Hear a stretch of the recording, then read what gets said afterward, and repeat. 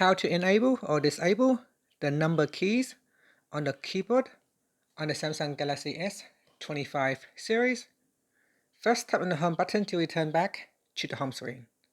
Now from the home screen, swipe down at the top. Then in Quick Settings, tap on the settings icon.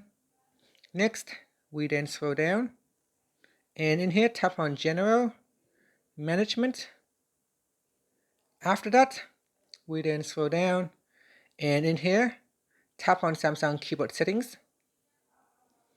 Then we scroll down.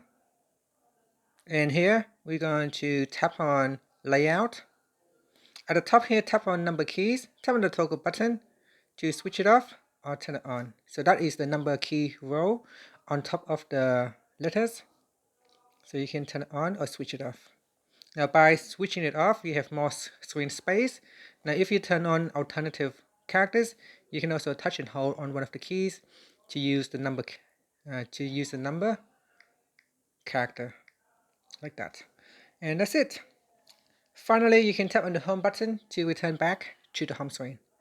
Thank you for watching this video. Please like and subscribe to my channel for more videos.